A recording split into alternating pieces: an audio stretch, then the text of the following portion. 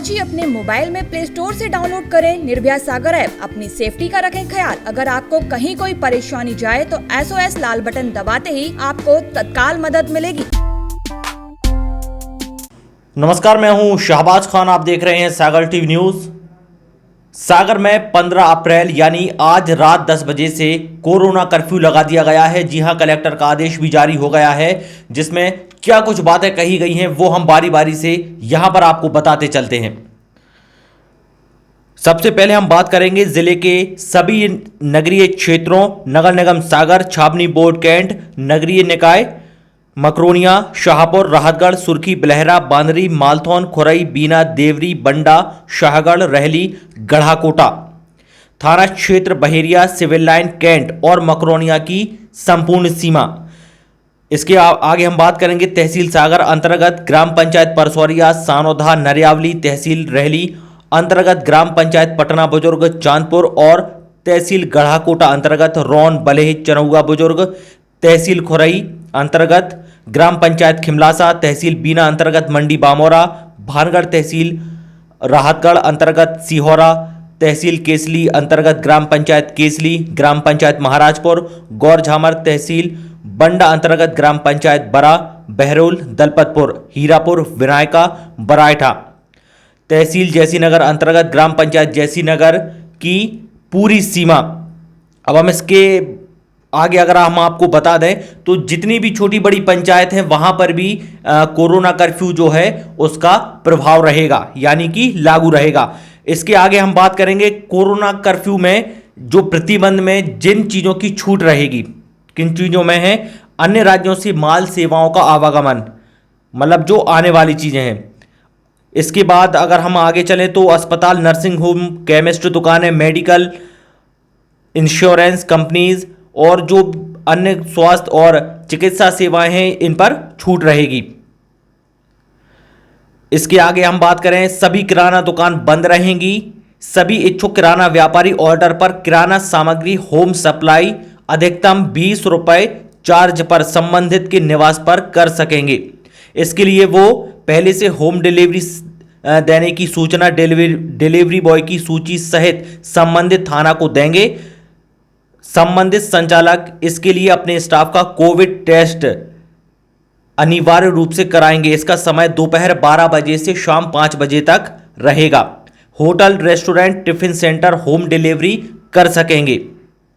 इसके लिए वे पहले से होम डिलीवरी सेवा देने की सूचना डिलीवरी बॉय की सूची सहित संबंधित थाना को देंगे। संबंधित संचालक इसके लिए अपने स्टाफ का कोविड टेस्ट जरूर करवाएंगे और इसका समय 10 बजे से लेकर 12 बजे और रात 7:30 बजे से 9:30 बजे तक रहेगा। पेट्रोल पंप और ATM खुले रहेंगे। इसके बाद हम बात कर रहे हैं फल सब्जी के ठेले, दूध वितरित करने वाले सभी आवासीय क्षेत्रों में सुबह 7 बजे से लेकर 9 बजे और शाम 6 बजे से लेकर 8 बजे तक घर घर फल सब्जी दूध का वितरण कर सकेंगे। आगे चले तो औद्योगिक मजदूरों, उद्योगों जैसे कच्चा तैयार माल उद्योगों के अधिकारियों कर्मचारियों का आवागमन इस दौरान रहेगा। एम्बुलेंस, फायर ब्रिगेड, टेलीकम्युनिकेशन, विद्युत प्रदाय, रसोई गैस, होम डिलीवरी सेवाएं, दूध एकत्रीकरण और वितरण के लिए परिवहन इसकी सुविधा, सार्वजनिक वितरण प्रणाली की दुकानें। केंद्र सरकार, राज्य सरकार और स्थानीय निकाय के अधिकारियों कर्मचारियों का सरकारी काम से किया जा रहा आवागमन। इसके आगे हम बात करेंगे इलेक्ट्रीशियन, प्लम्बर, कारपेंटर, इनके द्वारा सेवा प्रदान के लिए आवागमन। इसके लिए पूर्व से संबंधित थाने में सूचना देकर पावती हमेशा अपने पास रखेंगे। निजी कंस्ट्रक्शन गतिविधियां जैसे कि मजदूर कंस्ट्रक्शन कैंपस परिसर में रुके हों। जितनी भी सरकारी विभाग द्वारा किए और कराए जा रहे निर्माण कार्य हैं इसके लिए संबंधित एजेंसी के कार्मिकों को आवागमन के लिए परिचय पत्र विभागीय अधिकारी द्वारा दिए जाएंगे। आपने लॉकडाउन में देखा होगा कि कई सारे लोगों के कार्ड बने थे इस दौरान। कृषि संबंधी सेवाएं जैसे कृषि उपज मंडी, उपार्जन केंद्र, खाद बीज, कीटनाशक दवाएं, कस्टम हायरिंग सेंटर, कृषि यंत्र की दुकानें। सागर जिले के सभी कृषक अपनी फसल कटाई, कृषि काम के लिए हार्वेस्टर, ट्रैक्टर और अन्य मशीनी उपकरणों इन जैसी चीज़ों का पहले से उपयोग कर सकेंगे। यदि ये उपकरणों में कोई खराबी आती है या मरम्मत जैसा कोई जरूरी काम होता है तो संबंधित मैकेनिक और तकनीकी कर्मचारी स्थल पर जाकर उसका सुधार कार्य और मरम्मत कार्य कर सकेंगे। परीक्षा केंद्र आने और जाने वाले प्रशिक्षार्थी और परीक्षा केंद्र के अलावा परीक्षा आयोजन से जुड़े कर्मी, अधिकारीगण, टीकाकरण और स्वास्थ्य सेवाओं के लिए आवागमन कर रहे नागरिक कर्मी, राज्य शासन द्वारा फसलों के उपार्जन कार्य से जुड़े कर्मी और उपार्जन स्थल के लिए आवागमन कर रहे किसान बंधु, bus stand, railway station, airport से आने जाने वाले नागरिक, आईटी कंपनियों, बीपीओ, मोबाइल कंपनियों का सपोर्ट स्टाफ और यूनिट्स, समाचार पत्र वितरण करने वाले हॉकर्स, प्रिंट और इलेक्ट्रॉनिक मीडिया में काम करने वाले अधिमान्यता प्राप्त पत्रकार। इसके लिए इस दौरान वे अपने संस्थान द्वारा जारी अधिकृत परिचय पत्र साथ रखेंगे। यात्रियों के रुकने के लिए होटल, ये होटल अपने यहाँ रुकने वाले यात्रियों को केवल रूम में खाना सप्लाई करेंगे। शव यात्रा में अधिकतम 20 व्यक्ति शामिल हो सकेंगे। लॉकडाउन अवधि के दौरान शादी समारोह वर पक्ष, वधु पक्ष और व्यवस्थापक सहित 50 से ज्यादा शामिल नहीं हो सकेंगे। इस संबंध में संबंधित क्षेत्र के कार्यपालक मजिस्ट्रेट, थाना प्रभारी, आयोजक और शामिल होने वाले व्यक्तियों की सूची प्राप्त होने पर अधिकतम 50 व्यक्तियों की सूची का अनुमोदन कर सकेंगे। इसके लिए शादी घरों के संचालकों को संबंधित थानों में समारोह आयोजन की पहले से सूचना देनी होगी। पुलिस, होमगार्ड, सिविल डिफेंस, अग्निशामक और आपातकालीन सेवाएं, आपदा प्रबंधन, जेल, जिला प्रशासन, कोषालय, विद्युत आपूर्ति, पेयजल आपूर्ति, साफ सफाई जैसी जो अत्यावश्यक चीजें हैं, सेवाएं देने वाले विभाग अपने अधीनस्थों को परिचय पत्र उपलब्ध कराएं जिससे उन्हें असुविधा ना हो।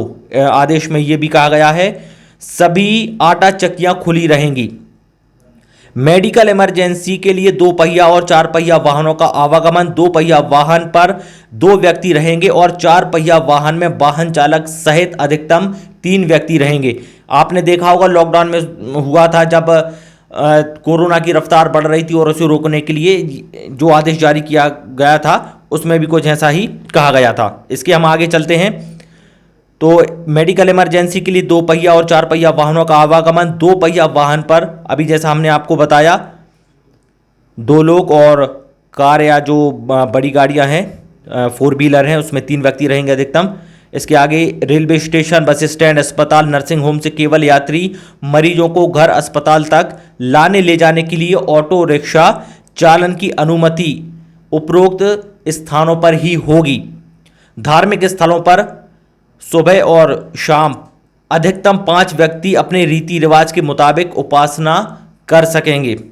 जैसा कि अभी देखा जा रहा है नवरात्रि भी है और रमज़ान भी शुरू हो गया है, तो ऐसे में भीड़ भाड़ ना हो इसका भी ध्यान रखा गया है। वहीं हम इसके आगे बात करें, यात्री बसों का संचालन कोविड गाइडलाइन का पालन करने के लिए यथावत चालू रहेगा। उपरोक्त छूट सभी जो दुकानदारों को मिली है, प्रतिष्ठान, नागरिक, ये अनिवार्य रूप से सोशल डिस्टेंसिंग के नियम, मास्क और जो भी ज़रूरी चीज़ें हैं उनका कड़ाई से पालन करेंगे। हम आपको और बता दें कलेक्टर दीपक सिंह की तरफ से ये आदेश जारी किया गया है। उसमें और आखिर में क्या कहा गया है, ये आदेश आम जनता को संबोधित है क्योंकि वर्तमान में परिस्थितियां ऐसी नहीं है और ना ही संभव है कि संबंधित व्यक्तियों की हर एक को ये आदेश पहुंचाया जाए। तो इसलिए हम आपको एक चीज़ और भी इसमें बहुत ज़रूरी है कि जो लोग आदेश का उल्लंघन करते पाए जाते हैं तो उनके खिलाफ में धारा 188 और आपदा प्रबंधन अधिनियम 2005 के प्रावधानों के तहत कार्यवाही की जाएगी। और एक बात और भी ज़रूरी आपको यहाँ पर बता दें कि आदेश तत्काल प्रभाव से लागू कर दिया गया है। 15 तारीख यानी आज रात 10 बजे से 21 अप्रैल सुबह 6 बजे तक कोरोना कर्फ्यू सागर में लागू कर दिया गया है। इसके तहत जितने भी ग्राम पंचायतें हैं और नगरीय निकाय हैं, जितने भी ऐसे क्षेत्र हैं वहाँ पर ये इसका प्रभाव रहेगा और जो कुछ छूटें दी गई हैं वो हमने अभी आपको इसमें बताई हैं। तमाम खबरों के लिए आप बने रहिए सागर टीवी न्यूज़ के साथ। शुक्रिया। मुसीबत से अब घबराना नहीं, आज ही अपने मोबाइल में प्ले स्टोर से डाउनलोड करें निर्भया सागर ऐप। अपनी सेफ्टी का रखें ख्याल। इंस्टॉल करने के बाद इसे ओपन करें और अपना पूरा नाम, ईमेल आईडी, मोबाइल नंबर डालकर पासवर्ड बनाएं और साइन अप करें। सबमिट बटन दबाते ही आपका रजिस्ट्रेशन ऐप में हो जाएगा। इसमें अपने सबसे नजदीकी केयर टेकर या परिजन का मोबाइल नंबर फीड कर add emergency contact button press करें।